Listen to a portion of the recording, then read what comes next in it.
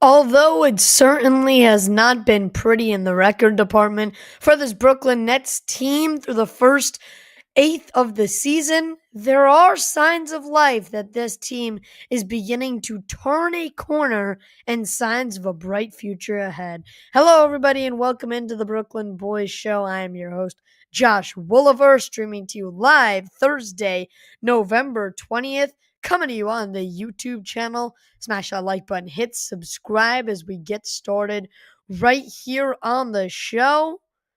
Get questions, comments, thoughts in the chat for us to react to. Cannot wait to get to all those and so much more. Hear what you guys have to say and what you think about this team. Quick PSA, 7 subscribers away from 500. So if you could do so, smash that like button right down below this video before we get started. It would be much appreciated. Couple away from 500. That's the big goal. Thank you all so much for joining us. Means a ton. Brooklyn Nets 1-3 in their last 4 games, including a rough loss Tuesday night against the Boston Celtics at the Barclays Center, but certainly positive signs to take away from that game, to take away from the previous 3 games, as this team has shown development, improvement. There's certainly more work to be done in terms of getting the rookies involved, in terms of figuring out the allotment of development, because it feels like that's not what the Nets are prioritizing right now. And could that be something we see changing coming up this season? We'll talk about all that and so much more. So appreciate you guys tuning in. Get questions, comments, thoughts in the chat. Those help us the most.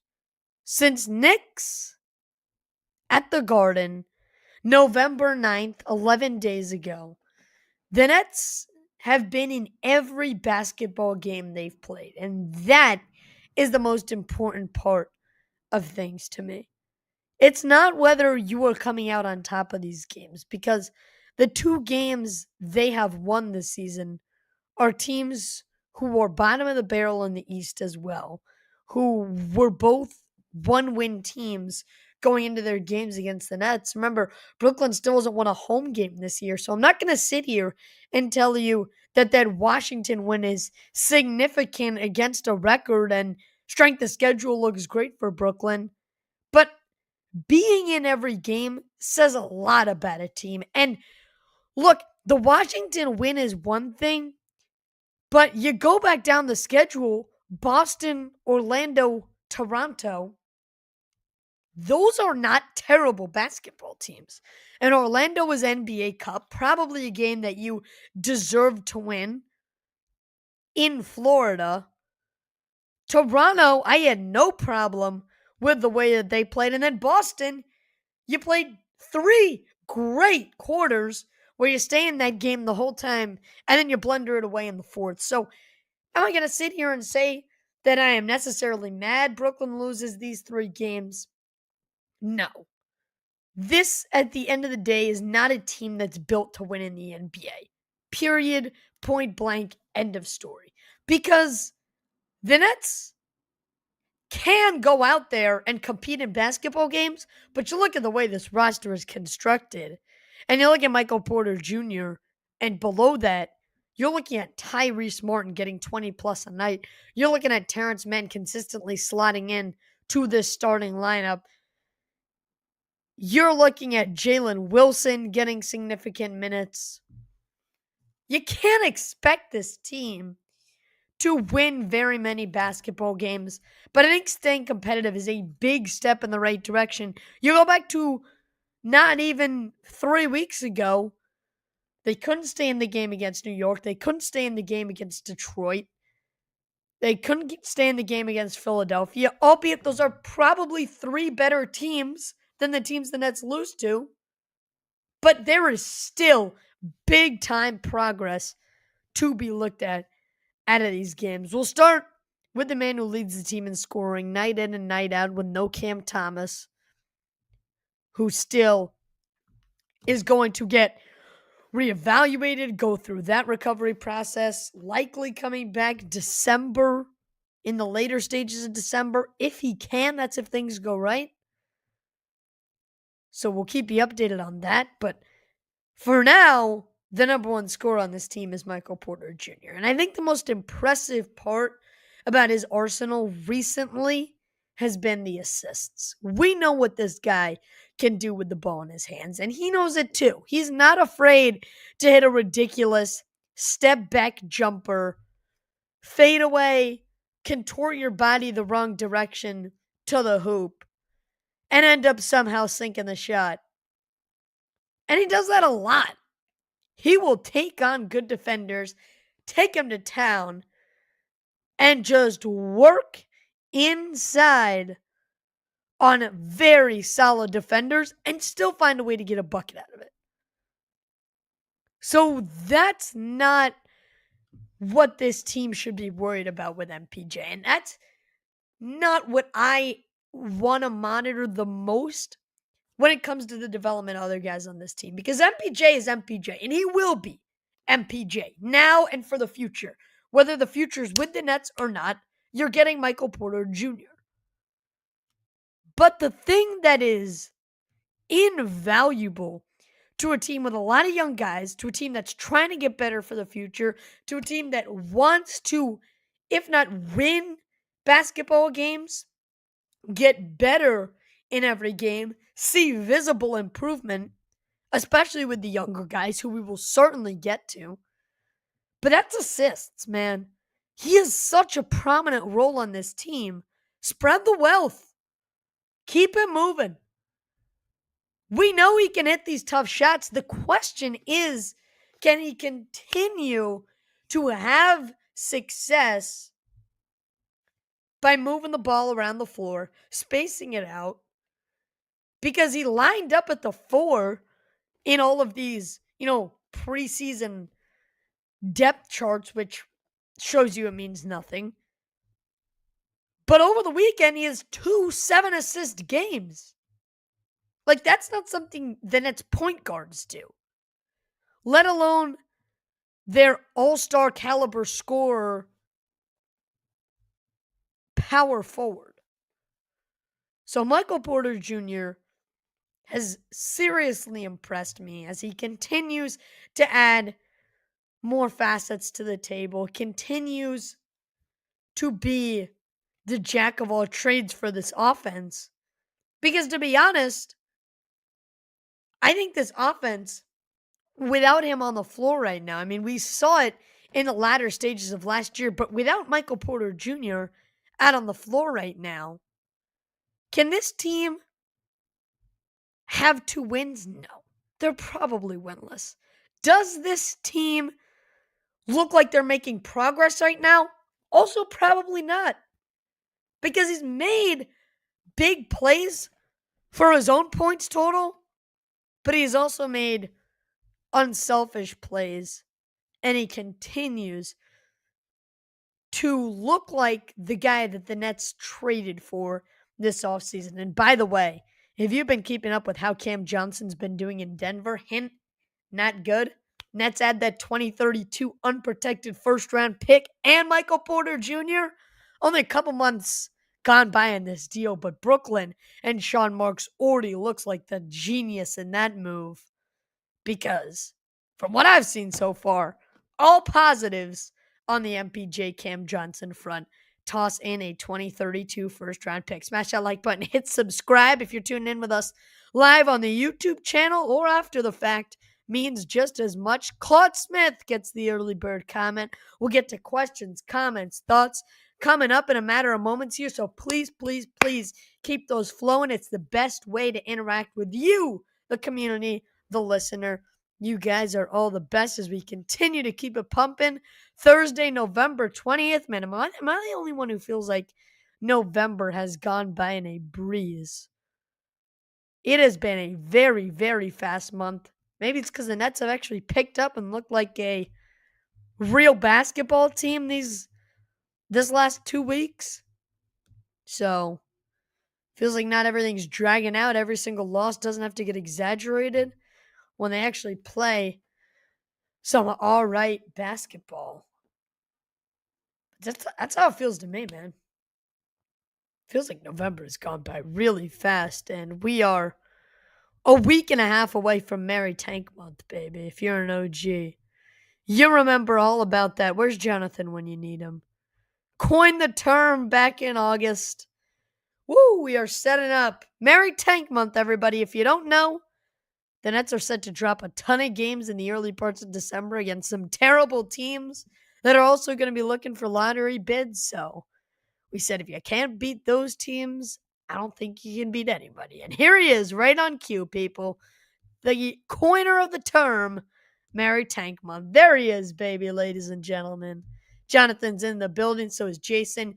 You guys are all the best. Keep it pumping. Questions, comments, thought. Get to those in a matter of moments. Let's talk about another key piece for this team that has been this season for Brooklyn and Nick Claxton.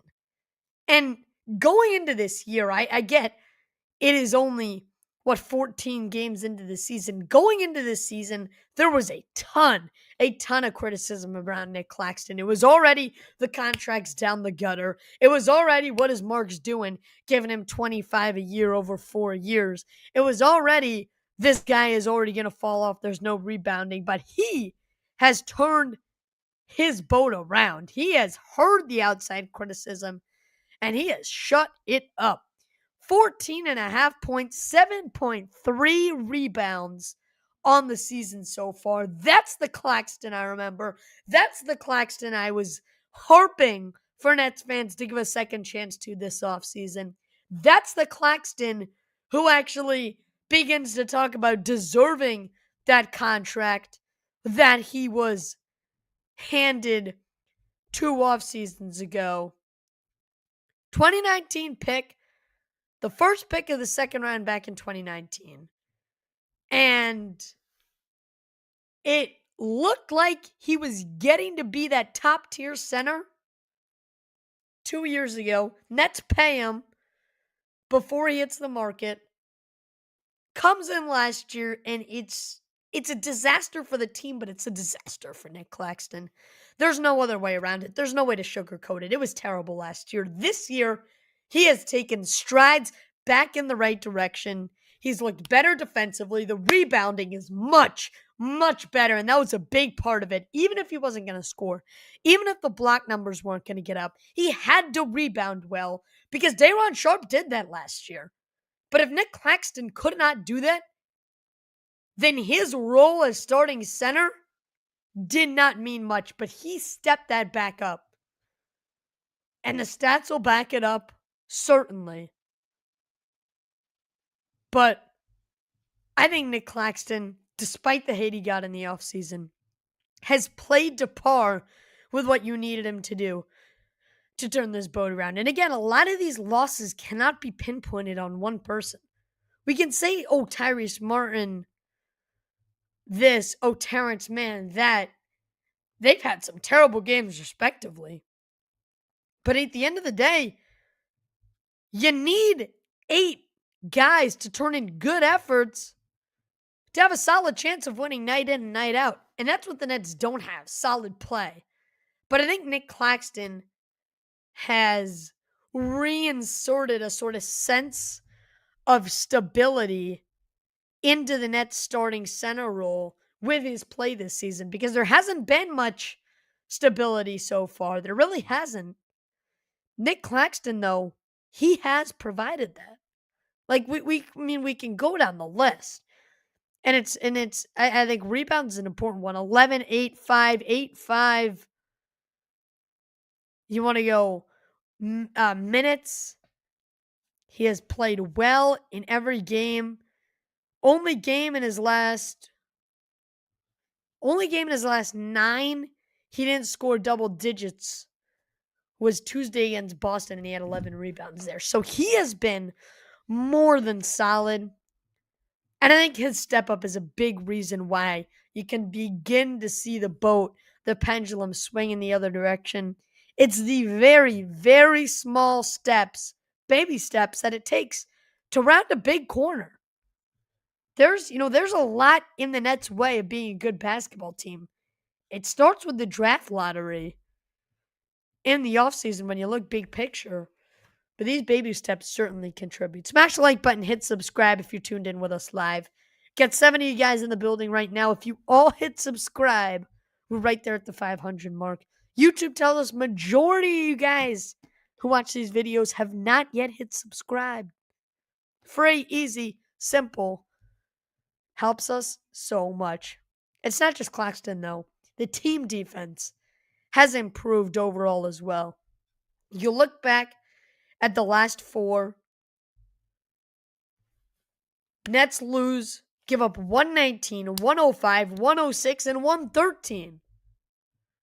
So compared to beginning of the season, when this team couldn't stop a nosebleed, was giving up 130 points, was giving up, losing by 40, consistently out of games by the beginning of the fourth quarter, a lot of times the middle portions of the third quarter, sometimes even halftime, because 15 points is insurmountable for the Nets these days.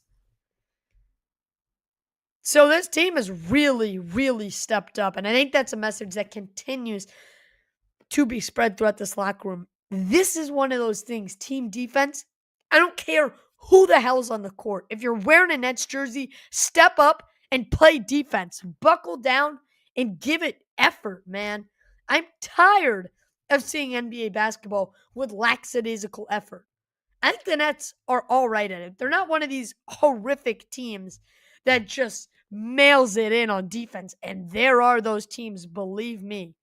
Nets might just be bad defensively, but I never, ever want to see this team just mail it in on defense.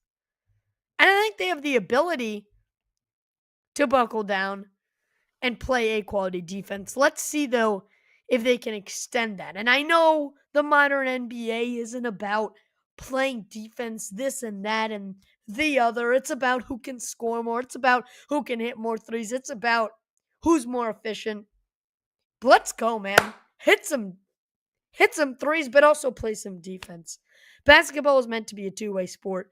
The Nets need more guys who can play with the team mentality, offensively and defensively. But right now, the defense has stepped up. Another big reason, another big part of this turnaround.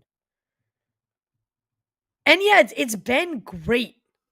Last 4 games, I've been proud to be a Nets fan. I was there Tuesday night in a suite, by the way. Awesome seats. Shout out to my dad's friend who hooked us up with free seats. Stu Lask is his name. Great guy. So we got suite tickets, and we're at Barclays. And it's going great, honestly. The Nets are playing well through 3 quarters. But where are the rookies is the question on everybody's mind. And it's not just Boston. In fact, Boston might be one of those examples where it's not that egregious. But you're talking about the Orlando game. After Noah Clowney fouled out, Drake Powell should have been right up off the bench into that game. Go defend your 6-point lead immediately. Immediately. There shouldn't have been a thought. But instead, they turned to Tyrese Martin, who I'm going to go on a little bit of a rant here. I don't understand this team's obsession with Tyrese Martin. I don't. Somebody please explain it to me. I don't understand it. Because one night, the guy puts in 20 points on 50% shooting, and then we praise him like an idol for the next month. I don't get it. Where did it come from? Or why does this coaching staff love the guy so much? I get it. Outside shot was on a 2-way last year. Played well enough to convert it to a standard contract. Great for him. Then an outside shot at making the roster because of all these moves the Nets made. Made the roster. Great for him. But that doesn't mean he's just the 7th guy in the rotation. That doesn't mean he's the first guy off the bench at the guard spot. Who decided that? And how do I change it? Please. A petition. Martin off the floor in big moments. I'll be your first signature. And Terrence Mann, I'll sign right up for you next, okay? 3 points against Boston, not going to do it. Not going to do it. And you're 29, T-Man. What's the one thing you can't give rookies in practice? NBA experience, baby. Get the rookies out there. Please, please, I'm begging you. When Ben Zaraf comes back off injury, put him on Long Island, get him some minutes, right back up to Brooklyn when he's healthy, and get him in the games. Drake Powell has played his way into more minutes. The numbers might not look great offensively, but he's not really right now. His role isn't on this team to be making shots. If he's got a wide open three, line it up, knock it down, please. But his role on this team right now is not to go crazy on offense. But he has shown me more than enough to earn his fair share of minutes, especially on the 2025 Brooklyn Nets. Should not be hard to get minutes like that. But I don't know. This coaching staff makes it hard for him. Feels like Yegor Gelman should be getting more minutes at this point. Seems like he's fully back from that plantar fascia, which we haven't heard about in a little bit after he took a game off for load management a couple weeks ago. Seems like everybody's fine to me. Danny Wolf, Nolan Traore, I get it. Traore needs to hit the weight room. He's quick. But I've said this before. Nolan Traore is quick. But if he can't get into the paint and use strength, it eliminates his best tool.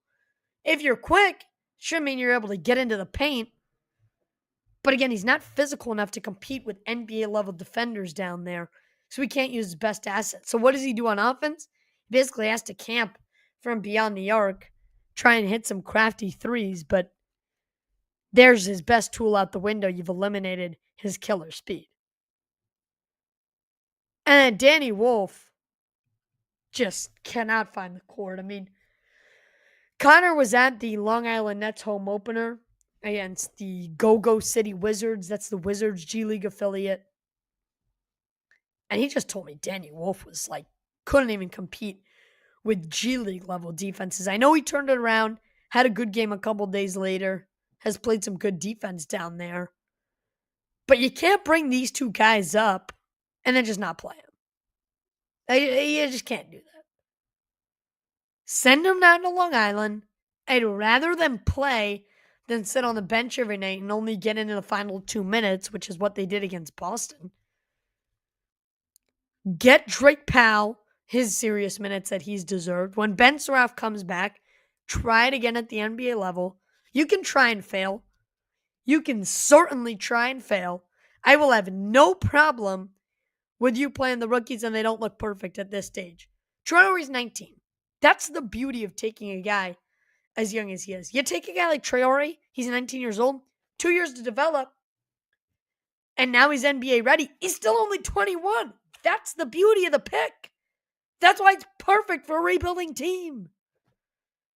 But that doesn't mean we're going to sit here and get mad if you play Traore and he's not NBA ready yet. But I am going to get mad if you play Terrence Mann for 25 a night and nobody else gets their shot. That's what I can't stand. Smash that like button. Hit subscribe as we continue to get all your questions, comments, thoughts in the chat. Liking and subscribing. The best way to support the show, let's go over to the comments section. Remember, we're 7 subscribers away. So we are right there. Claude Smith checking in. Early bird trophy to you, Claude. Appreciate you tuning in. First Chatter of the Day award. Claude says, when the Nets establish a pattern of improvement, only then will we be able to say they've turned the corner. Not saying they've turned the corner already. I'm just saying they're beginning to start looking like they have the ability to. It's a long corner. It's probably a full 360 here, Claude, in terms of the metaphor turning the corner. And the Nets are a couple degrees into it. But just baby steps to continue to progress, to continue to like what you see, is how this team is going to want to improve. Jason comes in. He says, when is this team going to win another game? Maybe a month from now. They played Boston well Tuesday night. And now they have another chance tomorrow. That'll be NBA Cup tomorrow night. So we can do a little post-game segment at the end of the show looking ahead to that game. But that should be an important one. Nets have already lost their 2 beginning games of the NBA Cup. But that doesn't mean you don't give it effort. I think there might still be a world where if they win out, they can get into the playoffs. Most likely not, though, because they have this game, the Sixers game, and that's it for the NBA Cup. So the best you're looking at is a 2-2 finish. Probably not, but oh boy. Guys, guess in the comments section what the line is for Nets Celtics tomorrow night in Boston. Oh boy. It is 15.5 for Boston. Ooh, wee. First 3 quarters of Tuesday wouldn't have told you that. But Brooklyn ends up losing 113-99 in a game that felt much closer than that. Boston just pulls away in the final 7 minutes of that game. But then to your point, when did they win another game? Toronto, Knicks, Sixers, Bucks. Then you get to Mary Tank mess with Hornets, Bulls, but then Jazz, Pelicans, Heat. So that first 2 weeks of December are very winnable games. But you're right, man. Then the rest of November, that is a tough stretch. You're talking about of your remaining 5 games in November, 4 of them are back-to-backs. You have the Celtics Friday, then you go Raptors, Knicks Sunday, Monday, and then you wait a whole nother calendar week to go Friday, Saturday, Sixers and Bucks. So the NBA schedule makers have screwed over the Brooklyn Nets here. This is going to be a tough ending to November, Jason. Let's hope the Nets can stay in it tomorrow night as 15.5-point road underdogs. That's where this Nets team's going to be all season. They're not used to being the underdog. Maybe the exception of Washington. Jonathan gets his first chat in the building. Appreciate you tuning in, Jonathan. He says, MPJ and Claxton have been filling up the stats well, and some people see MPJ as a secondary option and Clax as possibly staying, but both are making over $60 million of cap. Yeah, that's combined. But then that's basically, if they don't pay these guys $60 million, they are a mile and a half under the cap. So, and not a bad thing for Brooklyn right now. And I don't want this team to go headfirst into the star pool of all NBA guys. So I don't want to spend the cap there. I have no problem spending cap here. And for possibly 2 movable assets down the line for more picks. It's going to be tough to trade that MPJ contract. Claxton certainly one, though, that you could see going on in the future. Jason checks back in. Back to Claxton and MPJ. They're role guys, but both could be worth a first each this upcoming trade deadline. Should they focus on trading them instead of keeping them to create more cap room? First round pick for MPJ, I'm not doing it, especially to a contending team that's a late first. I wouldn't do it, even though you got a first back for him in the trade this year. So you're netting 2 firsts there for Cam Johnson, essentially. That's a no-go for me. I think he's either A, worth more to this basketball team than a first-round pick, or B, you hold off until you can get something maybe the last year of his contract. So teams don't have to bind to that. They'll be more interested in picking that contract up. Claxton, I certainly wouldn't be opposed to trading Nick Claxton at this deadline. I think that he's been a very, very solid player for the Nets this year. But sort of like what my New York Jets did at the NFL trade deadline, there should be a no off-limits players policy. As much as Sean Marks loves Nick Claxton, if you get a good enough offer, bye-bye, Nicholas. Let's keep the long-term goal of this franchise in mind. And no, I'm not worried about making more cap room. This team is the best. Most amount of cap room as far as the eye can see. And it's not even close. Nets fan base love having a scapegoat. Lately, it's Claxton. All offseason, it was Claxton, Claude. But I think you got to take away at least a little bit of that now that he's having such a solid season. Jonathan, he says, talked with a friend about the possibility of this trade. Let's see. MPJ and Terrence Mann for Tobias Harris' expiring contract, Jaden Ivey, and another 26 first. Does this make sense for both sides? Very, very interesting hypothetical. Let me prefix with this. I would love to trade Terrence Mann. So that's already shifting to my good side. Jaden Ivey is a very, very solid return. And another 2026 first is awesome. MPJ is tough. Let me look at the specifics of what Tobias Harris is looking like right now. The contract right now, let me get that up. But overall, I mean, to the naked eye, it doesn't look terrible. You'd have to eat $26.5 million of salary. So basically, a little bit more, than half of what MPJ is doing. I would probably do this. Just to get Ivy and the 2026 first. You try and package that to move up into the lottery into another top 10 pick, that 2026 first. I will make a full video breaking down what moving up in the 2026 draft could mean, later, probably next week.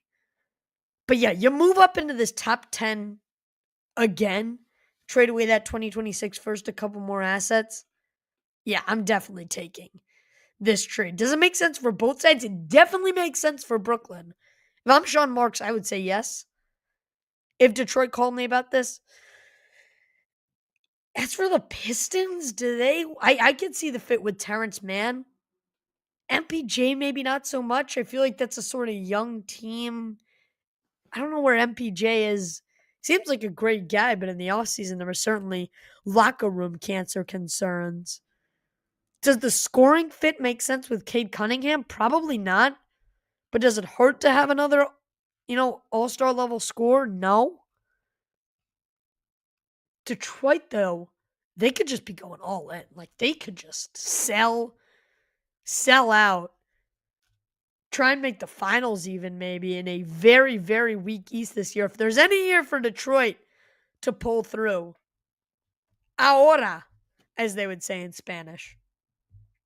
So when you look at it that way, Pistons might be selling everything they have to go all in, push the chips forward, try and cash in, get in while the getting's good, and while the East remains weak. I actually think that would be a very good trade.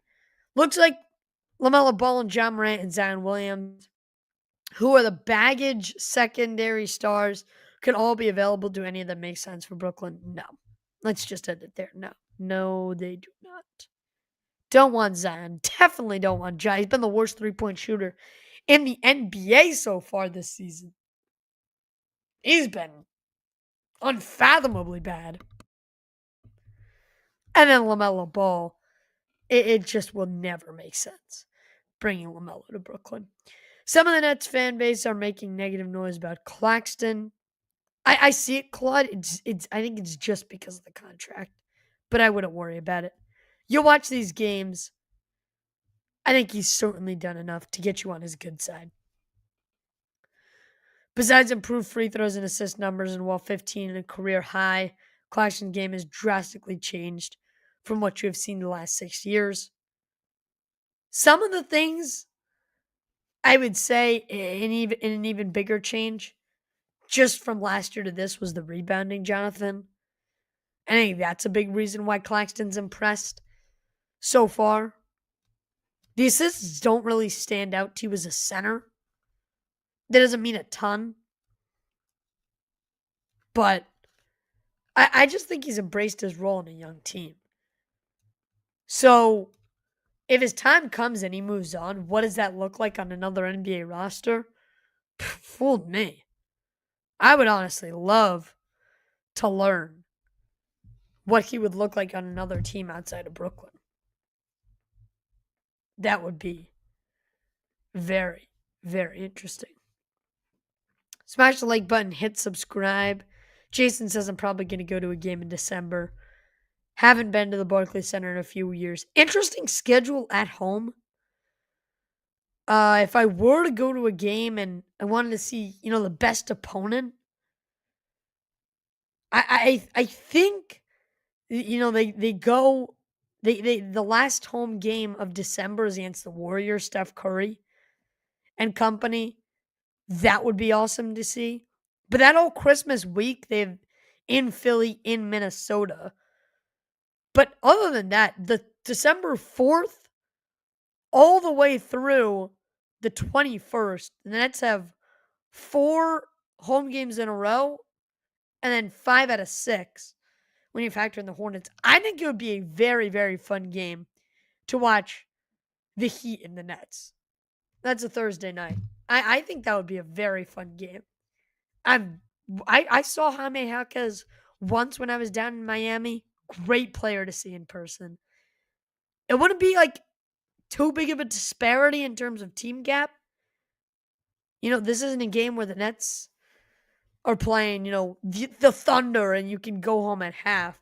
But it's also not one of these, other tanking teams in Miami. They're actually competent as an organization. They're 9-6 right now.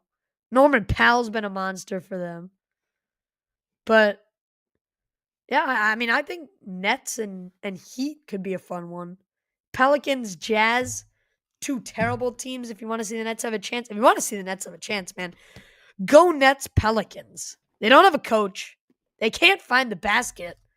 They're the worst team in the West. They are also looking very, very dry bones so far this year. That's why they had to fire their coach. And there's already noise about them moving to Seattle. So that's been crazy. But they're 2-13. So there you go. You want to go see the Nets have a good chance of winning, go to the Pelicans game. Jason, but nonetheless, I hope you enjoy your time, whatever game you go to. And then, as always, appreciate you tuning in. Jonathan comes back in. OKC is in a crazy power position and has 4 first-round picks in next year's draft, but almost no roster space should the Nets engage in pick swaps to get second first in the 2026 draft. Yes, any picks you can get in this draft, especially, oh boy, I knocked off my mic, especially in the lottery, go ahead and get them.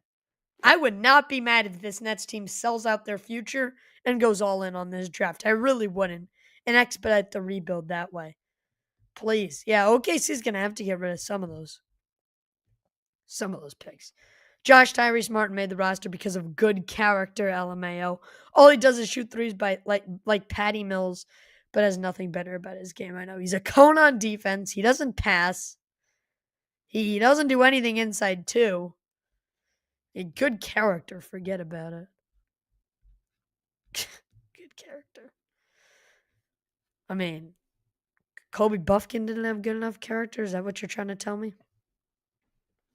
I would rather Drew Timmy than Tyrese Martin. Let the record be straight. We have Danny Wolf, who's a point center and can do all of the offensive things Claxton can't do, and he can't play until Claxton is traded. Danny Wolf is not ready, Jonathan, to get serious minutes as the Nets center. Well, let's take a step back here. Danny Wolf is not seriously ready to be getting Nick Claxton minutes. That's a joke. That's a joke. We're not going to go there. I do not think Danny Wolf, he has looked extremely uncoordinated in his time on the NBA courts, and this is against backup level competition at the later stages of these games. I don't think it's fair at all to say that Danny Wolf can do all the offensive things Claxton can't do. I'd be surprised if he can do half the things Claxton can do. Jonathan once more, Josh, which trade would you like for Claxton? Anthony Simons in a first for Claxton, or Nikola Vuce in a first for Claxton. Both contracts expiring, and we get a first.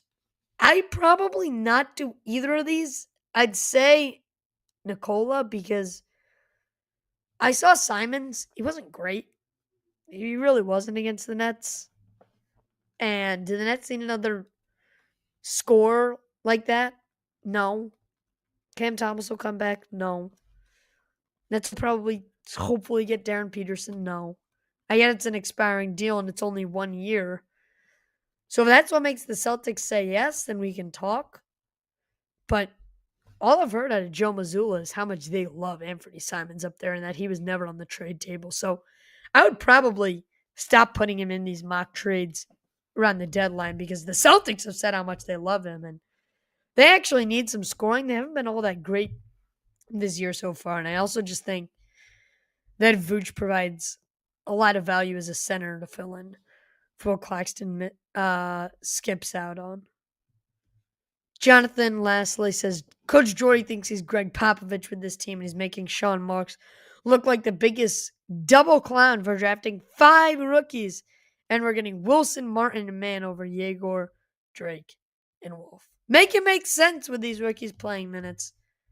Absolutely.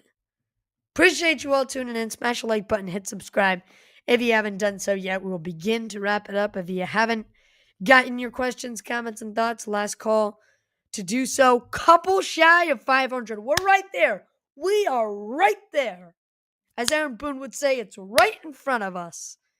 You guys are the best, though. Cannot say thank you enough times for this awesome fan base that sticks through this team. Ride or die, baby. Unlike anybody else. Unlike those crosstown team that rhymes with Ix and sells out their arena every single game.